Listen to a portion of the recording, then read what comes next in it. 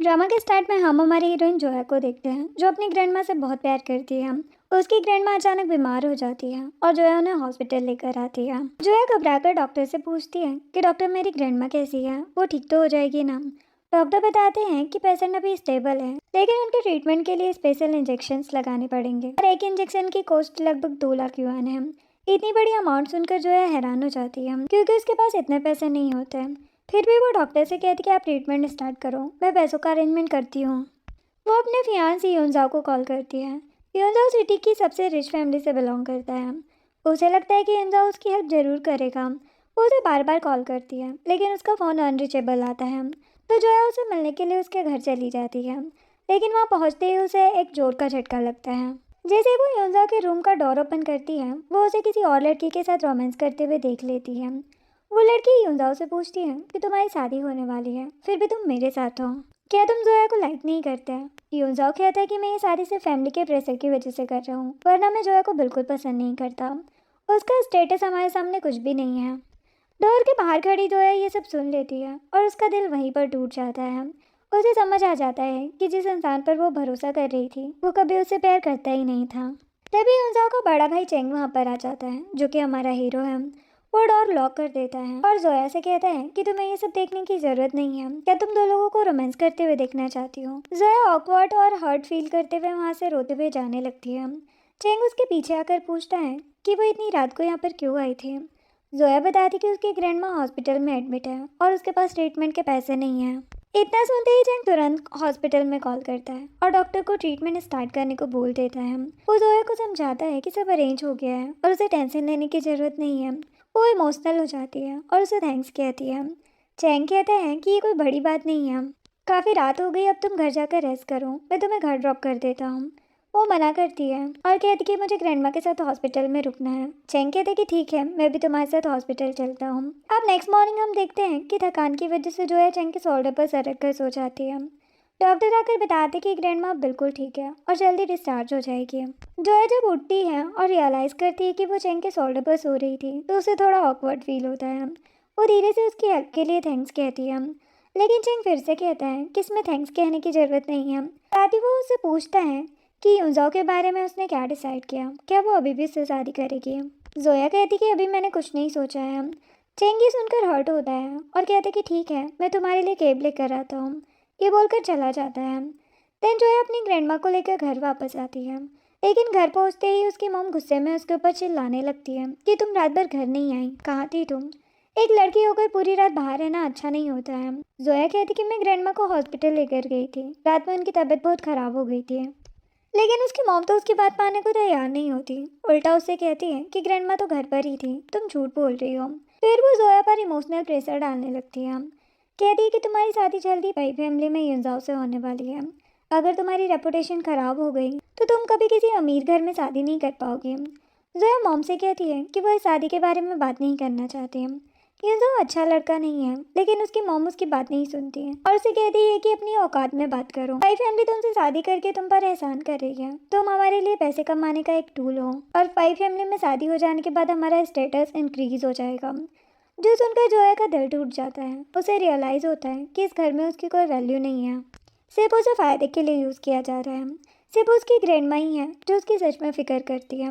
Grandma उसके पास आकर प्यार से कहती है कि अगर तुम्हें ये शादी नहीं करनी तो मत करो, लेकिन जोया उन्हें टेंशन नहीं देना चाहती थी, इसलिए मुस्कुरा कर कहती है कि ग्रैंडमा मैं ठीक हूँ, आप फिक्र मत करो। दूसरी तरफ योंजाओ क्लब में अपनी बर्थडे पार्टी सेलिब्रेट कर रहा था। उसके साथ उसके कुछ फ्रेंड्स होते हैं और एक लड़की होती है। वो उस लड़की की कमर में हाथ डालकर उसके साथ डांस कर रहा था।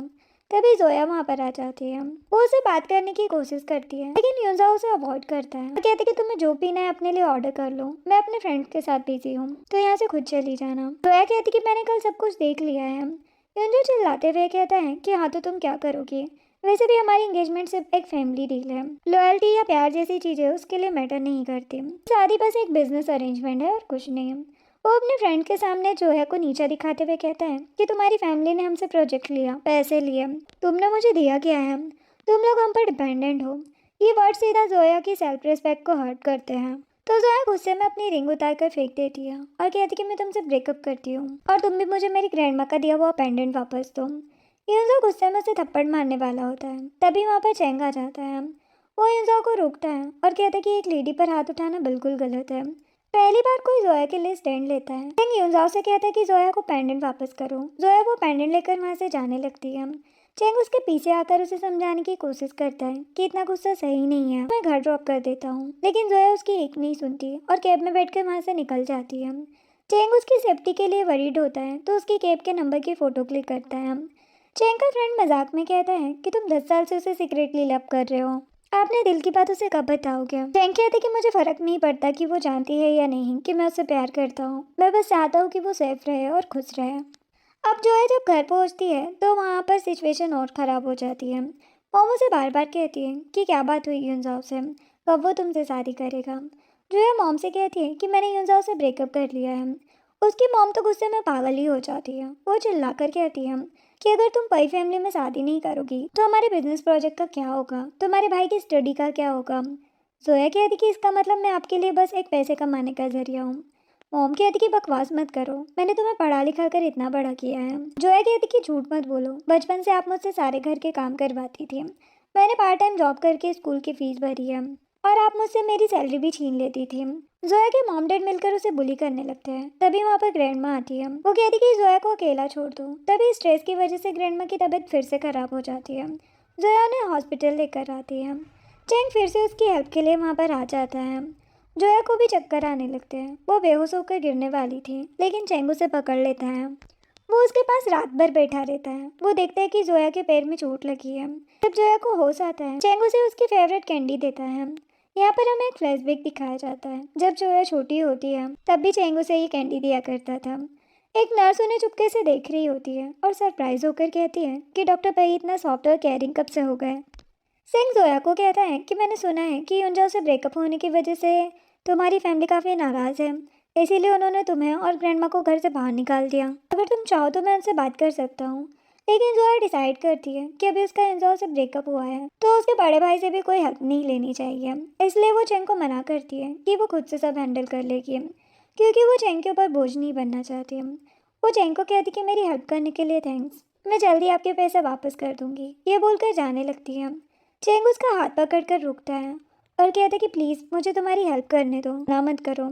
वो चेंग को कहती कि मेरा हाथ छोड़ो, तुम्हें क्या लगता है कि मैं ऐसी वैसी लड़की हूँ? मैं पाई फैमिली के किसी भी मेंबर से कोई लेना देना नहीं रखना चाहती, तो दोबारा मुझे रोकने की कोशिश मत करना। वो जोया के फ़ोन में अपना नंबर सेव करके कहता है कि तुम मुझे गलत समझ रही हो, मैं बस तुम्हारी हेल्प करना चाहता हूँ। जोया कहती कि तुम मेरी नहीं अपने भाई की हेल्प करना चाहते हो। ये बोलकर चली जाती है। देन वॉल के पीछे खड़े होकर कहती है कि चेंग आप बहुत अच्छे हो और आपने मेरी बहुत हेल्प की, लेकिन मैं यूनजाओ की वजह से आपसे कोई कनेक्शन नहीं रखना चाहती। देन जोया ग्रैंडमा के कपड़े और उनकी मेडिसिन लेने के लिए वापस घर आती है। उसकी मॉम उससे कहती कि अच्छा तुम वापस आ गई, आज मैंने तुम्हारे लिए तुम्हारी फेवरेट डिश बनाई है।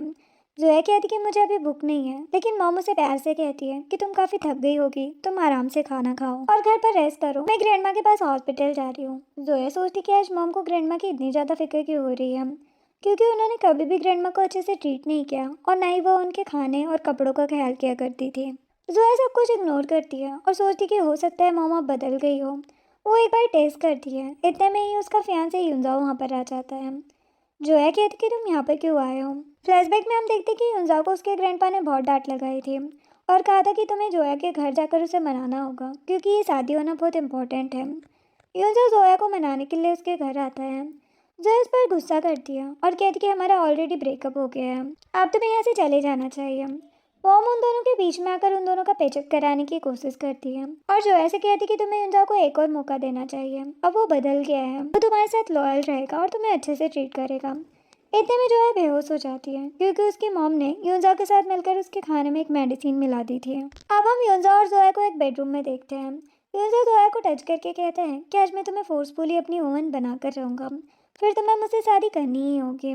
जोया को होश आ जाता है। वो यूनजाओ के सर पर एक वास उठाकर मारती है और घर से बाहर भागती है। भागते हुए वो चेंग को कॉल करती है।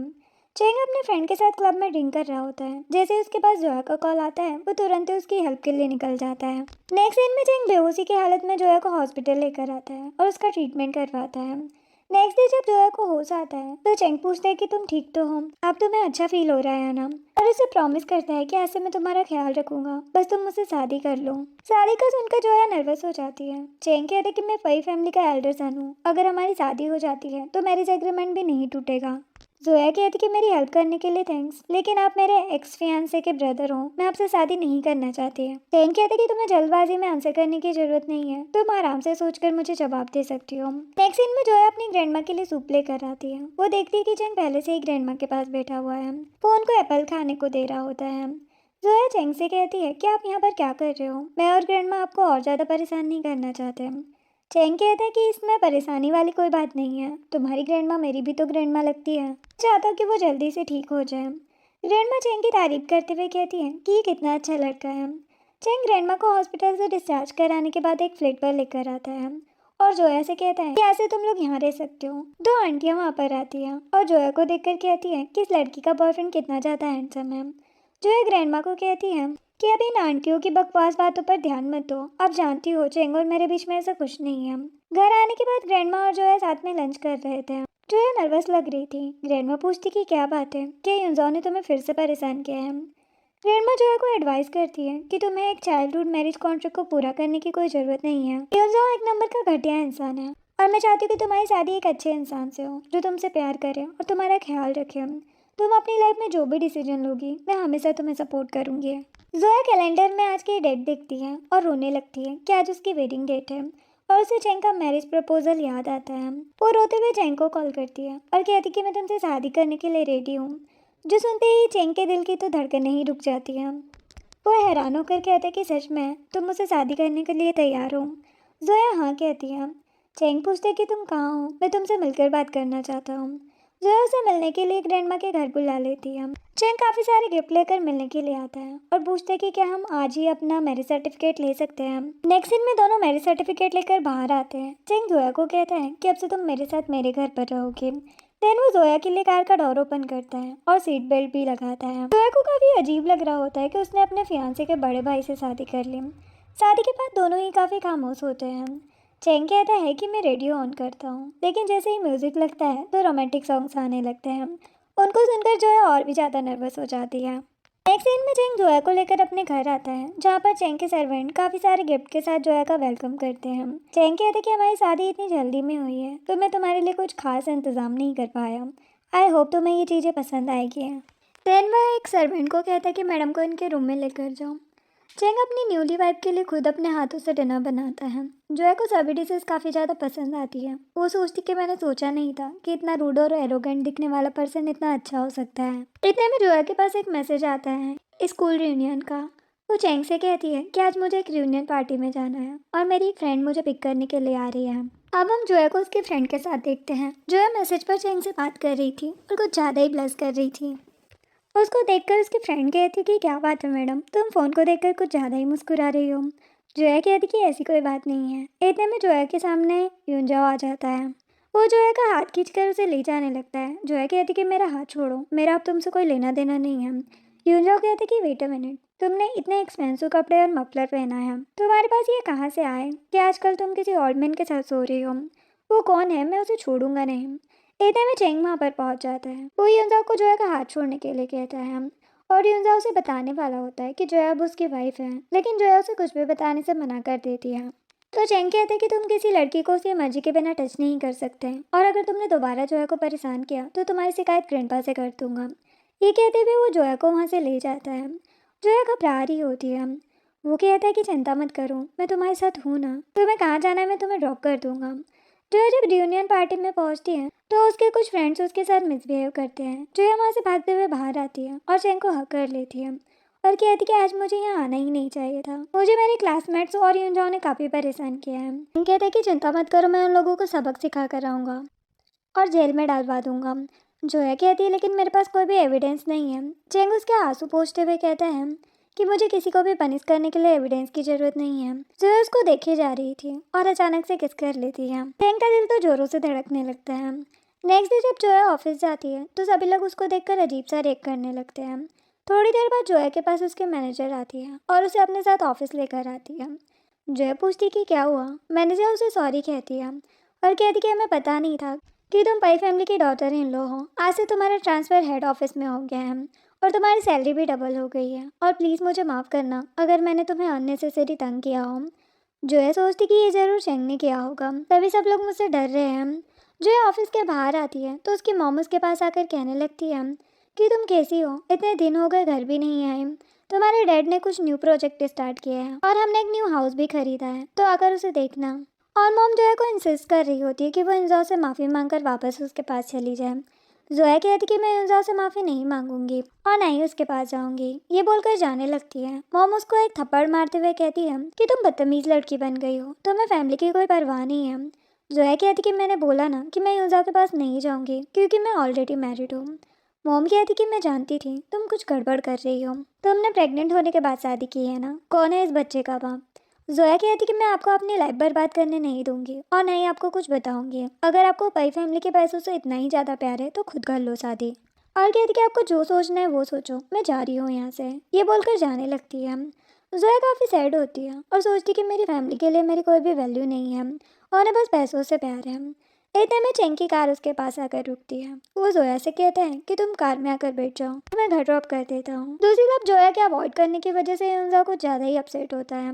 वो अपने फ्रेंड के साथ ड्रिंक कर रहा था। उसका फ्रेंड कहता है कि अगर तुम्हें जोया की इतनी ज़्यादा परवाह है तो तुम उसे प्यार से बात करो और उसे मनाने की कोशिश करो। वो कहते हैं कि मुझे उसकी कोई परवाह नहीं है, बस ग्रैंडपा मुझे फोर्स कर रहे हैं, वरना मेरे लिए लड़कियों की कोई कमी नहीं है। फिर वो क्लब के बाहर आकर जोया को कॉल करता है और उससे कहता है कि तुम मुझे अवॉइड क्यों कर रही हो, माना कि मैंने गलती की है लेकिन दोबारा ऐसा नहीं करूँगा। जोया उसे कह रही थी कि मेरा पीछा करना छोड़ दो क्योंकि मैं ऑलरेडी मैरिड हूँ। युनजाओ को लगता है कि वो उससे झूठ बोल रही है, तो वो कहता है कि मैं जानता हूँ कि तुम मुझसे मजाक कर रही हो और वैसे भी मैं अपने एजुकेशन के लिए अब्रॉड जाने वाला हूँ और मैं वहाँ से आकर तुम्हारे साथ एक ग्रैंड वेडिंग करूँगा। इतने में जोया के रूम में चेंग आता है। वो जोया से पूछता है कि क्या युनजाओ तुम्हें अभी भी परेशान कर रहा है, मुझे पहले ही उसे अच्छे से समझा देना चाहिए था। जोया पूछती कि डॉक्टर भाई आप मुझसे यहाँ मिलने क्यों आए हो। वो कहता कि मेरे पास एंटरटेनमेंट पार्क के 2 टिकट हैं, क्या कल तुम मेरे साथ वहाँ पर चलोगी। जोया खुश हो जाती है और चेंग को एक्साइटमेंट में हक कर लेती है। चेंग जोया से कहता है कि तुम रिलैक्स करो और युनजा की टेंशन मत लेना, वो गलत जा रहा है। चेंग जोया को फिर पार्क लेकर आता है और उसके बाद वो एक आर्ट गैलरी में उसे लेकर जाता है। जोया को डिफरेंट डिफरेंट पेंटिंग्स काफ़ी पसंद होती है। वो पूछती कि आपको कैसे पता कि मैं एक आर्ट लवर हूँ। वो चेंग के साथ वहाँ पर काफ़ी इंजॉय करती है और उससे पूछती है कि ये गैलरी इतनी ज़्यादा खाली कैसे है, लगता है यहाँ पर हमारे अलावा और कोई नहीं है। चेंग बताती कि उसने आज के लिए पूरी गैलरी को बुक कर लिया है। जो सुनकर वो तो हैरान हो जाती है और कहती है कि ये तो बहुत एक्सपेंसिव होगा, और मन में सोचती है कि ये इतने रोमांटिक क्यों हो रहे हैं, कि ये सच में मेरे लिए कुछ फील करते हैं, बस सिंपैथी की वजह से मेरे साथ है। अब बाहर काफ़ी ज़्यादा बारिश हो रही थी तो चेंग एक पास के होटल में रूम बुक कर जाता है।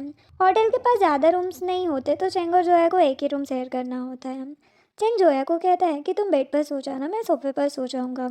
ये बोलकर वो सावल लेने के लिए चला जाता है और जोया मन ही मन सोच रही होती है कि जब भी मैं चेंग के साथ होती हूँ तो मेरी हार्ट बीट इतनी फास्ट क्यों हो जाती है। इतने में बाथरूम का डोर ओपन होता है। जोया अपनी आंखें क्लोज कर लेती है क्योंकि उसे लगता है कि चेंग बिना कपड़ों के उसके सामने आएगा। चेंग कहता है कि एक्चुअल हॉस्पिटल में इमरजेंसी केस आया है तो मुझे उसे अटेंड करने के लिए जाना होगा।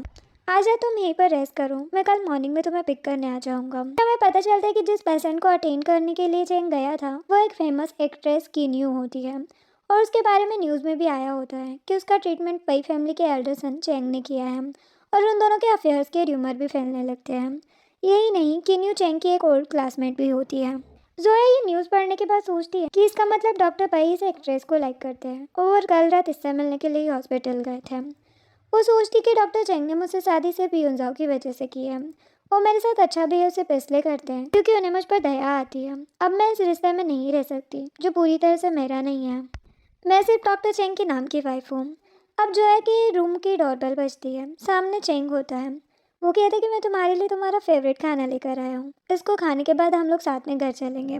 लंच करते हुए चेंग जोया को कहता है कि मैं तुम्हारे ट्रांसलेशन वर्क के लिए कुछ अच्छी एजेंसी में बात कर सकता हूँ। जोया कहती कि नहीं थैंक यू, मैं अपने पर्सनल मैटर को खुद हैंडल कर लूँगी और जब मैं सेटल हो जाऊँगी तो जल्दी आपके घर से निकल जाऊँगी। मैं आपको और ज़्यादा परेशान नहीं करना चाहती।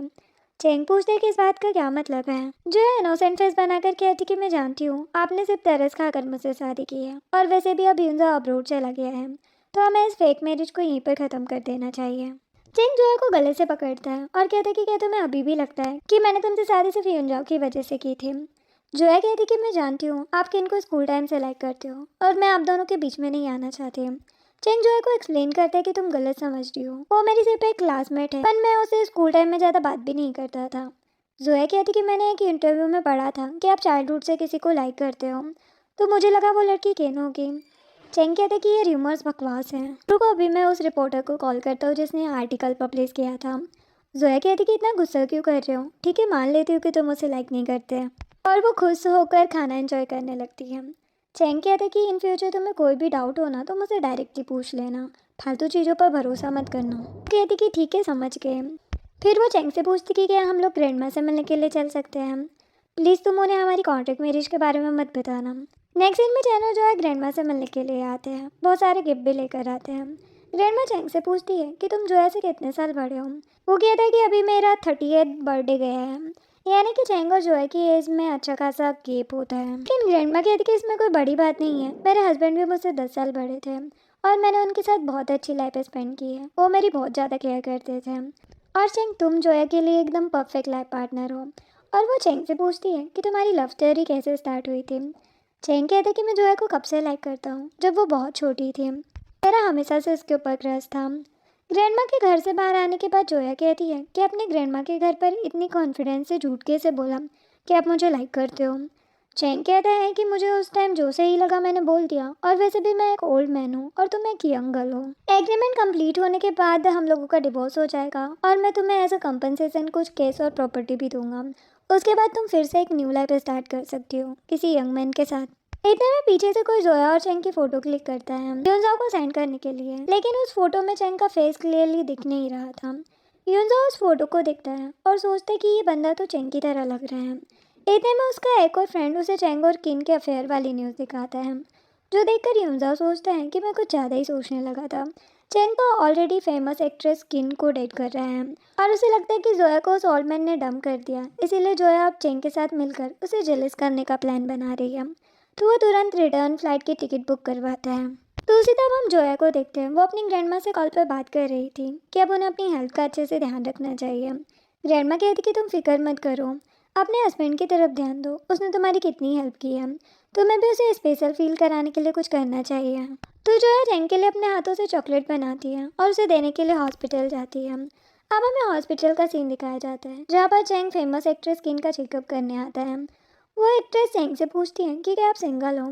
चेंग कहते कि नहीं मैं मैरिड हूँ। वो पूछती है लेकिन आपने अपनी वेडिंग रिंग नहीं पहनी। चेंग अपनी पॉकेट से एक क्यूट सा पेन निकालता है और पेपर पर साइन करने लगता है। सब लोग हैरान हो जाते हैं कि ये टॉय जैसा क्यूट पेन डॉक्टर के पास क्या कर रहे हैं। चेंग कहता है कि ये मुझे मेरी वाइफ ने दिया है। हॉस्पिटल में सभी कहने लगते हैं कि इसका मतलब डॉक्टर ने सीक्रेटली वेडिंग की है। इतने में जोया चॉकलेट लेकर हॉस्पिटल आ जाती है। वो रिसेप्शन पर पूछती है कि मुझे डॉक्टर चेंग से मिलना है। पहले तो रिसेप्शन मना करती कि बिना अपॉइंटमेंट के नहीं मिल सकते। दूसरी नर्स कहती है कि तुम इन्हें जाने दो, ये डॉक्टर की वाइफ है। वो दोनों आपस में गॉसिप करने लगती हैं कि ये लड़की कितनी ज़्यादा ब्यूटीफुल है। हॉस्पिटल में चेंग के फ्रेंड्स उससे पूछते हैं कि ये यंग लड़की कौन है, क्या तुम्हारी स्टूडेंट है। चेंग कहते कि नहीं ये मेरी वाइफ है, इसका नाम जोया है। बाकी सभी लोग कहने लगते हैं कि डॉक्टर चेंग आपकी वाइफ कितनी ज़्यादा सुंदर है और आपने इसे हमसे छुपा कर रखा। अपनी इतनी तारीफ सुनकर जोया ब्लश करने लगती है और सभी को अपनी बनाई हुई चॉकलेट देती है। चेंग के कलीग्स कहने लगते हैं कि अब तो आपको सिस्टर इन लोगों को किस करना ही पड़ेगा। चेंग जोया के फोरहेड पर किस करता है। उन्हें किस करते हुए यूनजाओ देख लेता है। वो जोर से चिल्लाता है कि चेंगी तुम क्या कर रहे हो, जोया मेरी गर्लफ्रेंड है। चेंग जोया को कहता है कि तुम्हें कुछ भी बोलने की जरूरत नहीं है और वो यूनजाओ से कहता है कि मैं और जोया लीगल कपल है और जोया ने मुझसे शादी तुमसे ब्रेकअप होने के बाद की है। यूनजाओ चेंग को एक पंच मारता है और कहते कि तुम मुझसे मेरी फेवरेट चीज़ें क्यों छीन लेते हो। चेंग कहते कि जोया एक जीती जागती इंसान है, न कि कोई चीज़। वैसे भी मैं जोया को ग्रैंडपा के बर्थडे पर सबसे इंट्रोड्यूस करवाने वाला था, लेकिन अच्छा है तुम्हें पहले ही पता चल गया। यूनजाओ गुस्से में जोया की एजुकेशन और फैमिली के बारे में भला बुरा कहने लगता है और कहता है कि ये एक कैरेक्टरलेस लड़की है, पहले इसने मुझे फंसाया और अब तुम्हें फंसा रही है। जोया के बारे में बकवास सुनकर चेन को तो बहुत गुस्सा आता है। वो यूनजाओ से कहता है कि ये मेरी वाइफ है, इसके बारे में जरा सोच समझ कर बात करो वरना मैं तुम्हें नहीं छोड़ूंगा। यूनजाओ कहते कि अभी तो मैं जा रहा हूँ, लेकिन मैं तुम दोनों को बाद में देख लूंगा। फिर जोया और चेंग घर आते हैं। चेंग जोया से कहता है कि आज हॉस्पिटल में बहुत ज़्यादा हंगामा हो गया। जोया को भी चेंग के लिए डर लग रहा होता है। चैंग कहता है कि तुम्हें टेंशन लेने की जरूरत नहीं है, यूनजो मेरा कुछ नहीं बिगाड़ सकता। तुम जाकर रेस्ट करो, मैं तुम्हारे लिए कुछ टेस्टी बना कर लाता हूँ। जोया कहती कि ठीक है, लेकिन क्या मैं तुम्हें अपने हाथों से एप्रॉन पहना सकती हूँ। एप्रॉन पहनाते हुए जोया चैंग को हक करती है। थोड़ी देर बाद चैंग जोया के लिए बहुत ही डिलीशियस खाना बनाता है और जोया का गर्म खाने की वजह से मुंह जल जाता है। चैंग जल्दी से मेडिसिन लेकर उसके पास आता है और उसे मुंह खोलने के लिए कहता है। जोया को इस तरह से अपने हस्बैंड के सामने अजीब फील होता है। वो उसे कहती कि मैं खुद मेडिसिन लगा लूंगी। चैंग जोया से कहता है कि तुम्हें इतना ज़्यादा स्ट्रेस्ड रहने की ज़रूरत नहीं है, तुम थोड़ा रिलैक्स रहा करो, बाकी सब कुछ मैं हैंडल कर लूँगा। देन जोया के पास उसकी मॉम का कॉल आता है और वो कहती कि तुम्हारी और चैंग के अफेयर की न्यूज़ चारों तरफ फैल गई है और इसकी वजह से हमारी बहुत बदनामी हो रही है। अगर तुम हमसे मिलने नहीं आई तो हम तुम्हारी ग्रैंड माँ के पास जाकर तुम्हारे बारे में सब कुछ बता देंगे। जोया को मजबूरी में अपने मॉम डैड से मिलने के लिए जाना पड़ता है। मॉम जोया को गुस्से में कहती है कि तुम्हारी हिम्मत कैसे हुई यूनजाओ जैसे फैमिली के लड़के को छोड़कर उसके स्टेप ब्रदर चैंग के मिस्ट्रेस बनने की। तुमने हमें सोसाइटी में सर उठाने के लायक नहीं छोड़ा। सभी रिलेटिव और पड़ोसी हमारा मजाक उड़ा रहे हैं। तुम इतनी ज़्यादा सामलेस कैसे हो सकती हो। जोया कहती है कि मैं किसी की भी मिस्ट्रेस नहीं हूँ, ये सब बकवास है, मैंने चैंग से शादी की है। मॉम जोया से कहती कि तुम एक नंबर की स्टूपिड हो। वो एक ओल्ड मैन है और कुछ ही टाइम में मर जाएगा। वो दिन रात हॉस्पिटल में काम करता है, उसके पास तुम्हारे लिए कोई टाइम नहीं होगा। और तुम्हें पता है वाई फैमिली का सारा होल्ड यूनजाओ की मॉम के हाथों में है।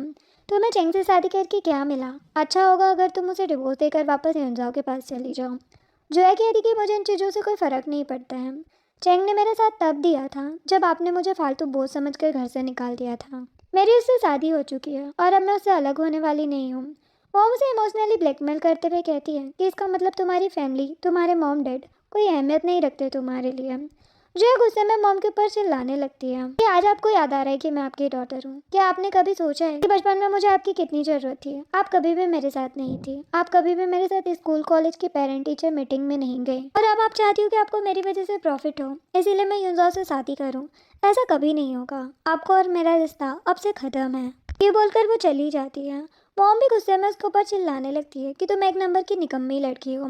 उसके डैड मॉम से कहते कि तुम टेंशन मत लो, तुम देखना वो कुछ दिनों में रोते हुए वापस आ जाएगी। इधर जो है मॉम डैड के घर से बाहर आकर रोने लगती है। इतने में उसके पास चैंग का कॉल आता है। वो जो है कि आवाज़ सुनकर पूछता है कि क्या हुआ, तुम ठीक तो हो ना।